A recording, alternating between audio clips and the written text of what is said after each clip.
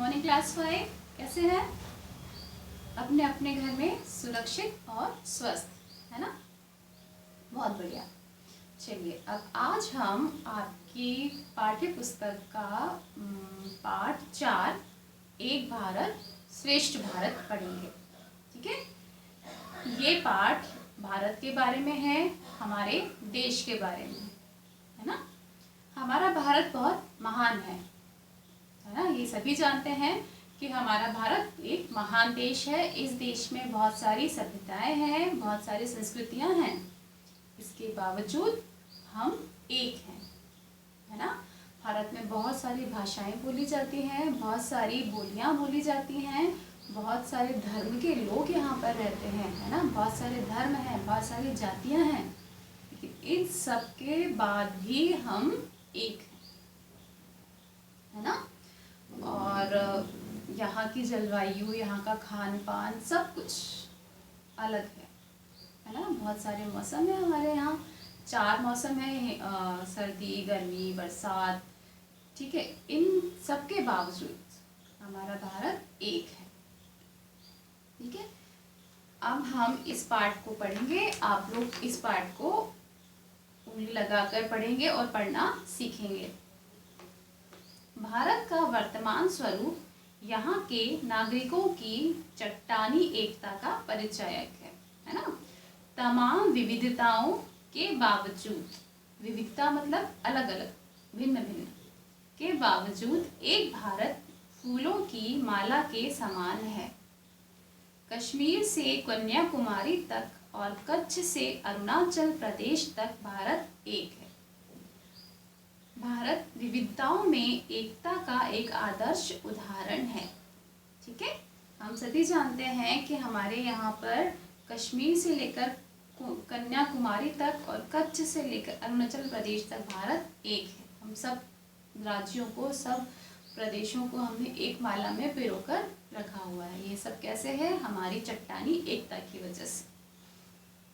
भारत विविधताओं में एकता का एक आदर्श उदाहरण है। विश्व के राजनीतिक पटल पर भारत के समान कोई अन्य देश नहीं है। भारत की सभ्यता, संस्कृति विश्व में प्राचीनतम एवं महान है।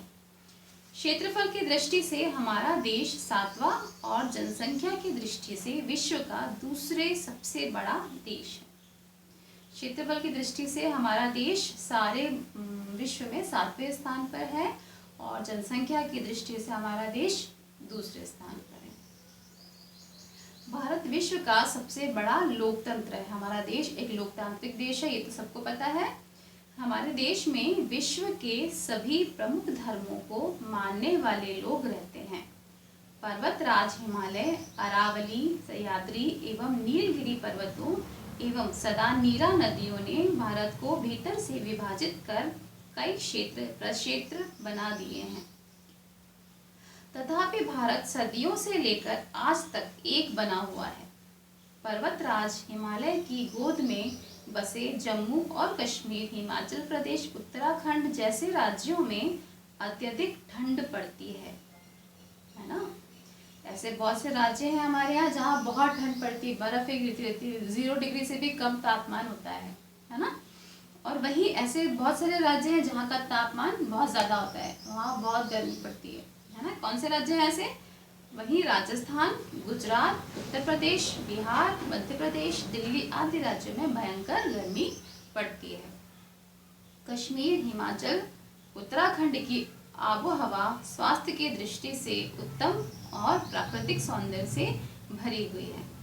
इसलिए यहाँ पूरे देश से आने वाले पर्यटकों का तांता लगा रहता है।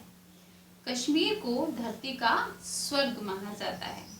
कश्मीर की डल झील, पहलगाम, बड़गाम, शालीमार बाग, निशात बाग पर्यटकों के प्रमुख आकर्षण केंद्र हैं। उत्तर पूर्वी राज्य मेघालय को बादलों का घर कहा जाता है। बादलों का घर किसे कहा जाता है? मेघालय को बादलों का घर कहा जाता है। विश्व में सर्वाधिक वर्षा वाले स्थान मावसिनराम और चेरापूंजी यहीं अवस्थित हैं। असम को कुछ लोग दुर्गम ऊंचे पर्वतों, भयंकर भूकंपों और भयानक बाढ़ का प्रदेश समझते हैं। भौगोलिक दृष्टि से यह प्रदेश सचमुच ऊंचा नीचा अर्थात असम है। सिक्किम में वन संपदा प्रचुर मात्रा में है। यह जैव विविधता से भरपूर क्षेत्र है। सिक्किम भारत का पहला ऑर्गेनिक राज्य है। दक्षिणी राज्य समुद्र तट पर स्थित हैं। केरल, तमिलनाडु, आंध्र प्रदेश की जलवायु श्रीलंका, सिंगापुर, इंडोनेशिया और मलेशिया से मिलती जुलती है।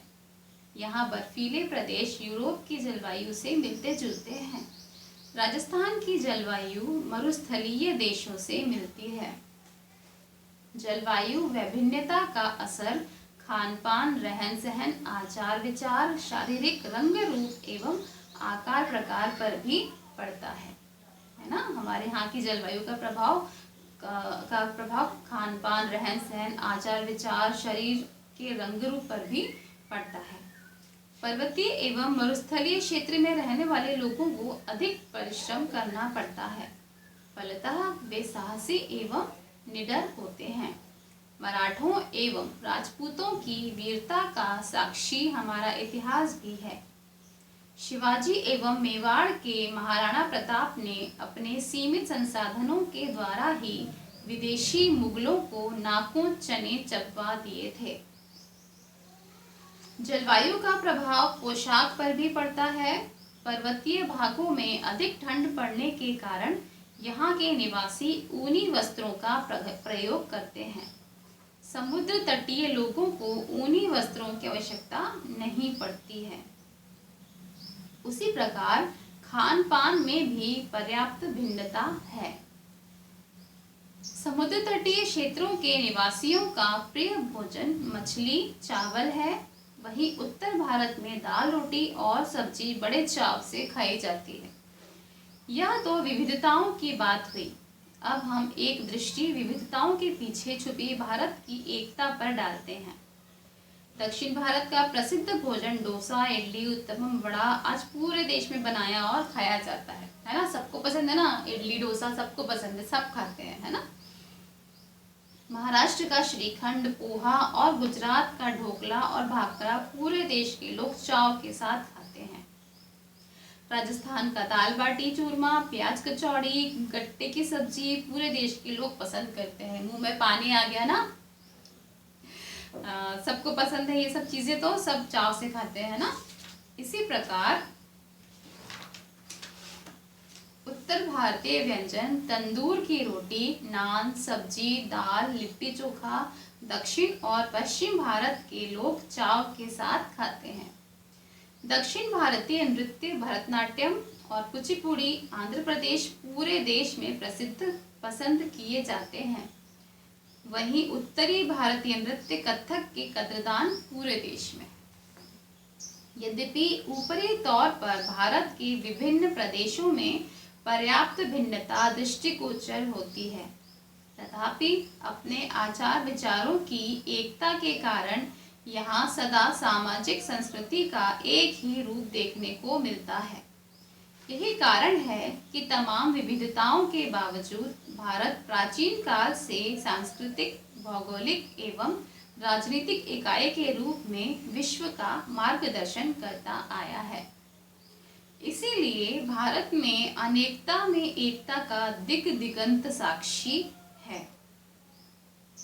भारतीय संस्कृति एवं अध्यात्म का अनेकता को एक बनाने में महत्वपूर्ण योगदान रहा है। संस्कृत भाषा की अधिकांश भाषाओं की जननी है, इसलिए भारतीय भाषाओं पर इसका स्पष्ट प्रभाव दिखाई देता है। हिंदी, मराठी, नेपाली, कोंकणी, बोडो आदि भाषाओं की लिपि देवनागरी है, जो संस्कृत की भी लिपि है। हिंदी अधिकांश भारतीयों द्वारा बोली जाने वाली भाषा है, अतः इसे भारतीय संविधान की 343वीं अनुसूची के अनुसार राष्ट्रभाषा के रूप में स्वीकार किया गया है। यही एक भाषा है जो सारे भारत को एकता के सूत्र में पिरोने का कार्य करती है। भारत को एक बनाने में हमारे धार्मिक स्थलों की महती भूमिका रही है। महती मतलब बड़ी। आप देश के किसी भी भाग में चले जाइए, आपको एक ही संस्कृति के मंदिर दिखाई देंगे। गर्भगृह, आंगन, गोपुरम में पर्याप्त समानता देखने को मिलती है। इसी प्रकार मंदिरों के वास्तुशास्त्र तथा मूर्तियों में पर्याप्त समानता मिलती है। अन्य धर्म के पूजा स्थलों में भी यही समानता दृष्टिगोचर होती है। भारत 29 राज्यों और 7 केंद्र शासित प्रदेशों के मिलने से बना गणतांत्रिक देश है। भारत की तरह विविधताओं का मिलना विश्व के किसी एक देश में अन्यत्र दुर्लभ नहीं है। प्राचीन काल में ही भारत विश्व गुरु कहलाता आया है। अब शेष विश्व अंधकार में डूबा था, तब भारत के तक्षशिला, नालंदा, विक्रमशिला, ओदंतपुरी जैसे विश्वविद्यालय पूरे विश्व में ज्ञान का प्रकाश फैला रहे थे। वर्तमान समय में भारत ने मंगल ग्रह पर सफलतापूर्वक अपना यान भेजकर विश्व के शीर्ष देशों में अपना नाम शुमार कर लिया है। भारत की अर्थव्यवस्था विश्व की सबसे तेज गति से बढ़ने वाली अर्थव्यवस्था है। भारत अमेरिका सहित विश्व के अन्य विकसित देशों के यान अंतरिक्ष में प्रक्षेपित कर रहा है। भारत अब हथियारों का निर्यात करने वाला देश बनने जा रहा है। ब्रह्मोस मिसाइल की मांग वियतनाम, फिलीपींस, रूस आदि देश कर चुके हैं। भारत विश्व शांति की दिशा में अपना अमूल्य योगदान दे रहा है। अफगानिस्तान, श्रीलंका, नेपाल, भूटान जैसे पड़ोसी देशों को भारत की ओर से यथासंभव सहायता मिलती रही है। देश के नागरिकों को सदा स्मरण रखना चाहिए कि हम एक महान देश के निवासी हैं, अतः हम कोई ऐसा काम न करें जिससे विश्व में भारत की छवि खराब हो। हमें इस महान देश के सामाजिक एवं सांस्कृतिक मूल्यों की हर कीमत पर रक्षा करनी है। देश की एकता को बनाए रखना हम सभी की जिम्मेदारी है। समस्त नागरिकों के सम्मिलित प्रयास से ही भारत विश्व का श्रेष्ठ देश बन सकता है। इस देश में हमें सब कुछ दिया है। इस देश ने हमें सब कुछ दिया है। नागरिकों का यह कर्तव्य बनता है कि वे राष्ट्रीय गौरव को बरकरार रखते हुए इसके विकास में अपना अमूल्य योगदान दें, है ना। हमको भी हमारे देश की रक्षा करनी चाहिए। हमारे देश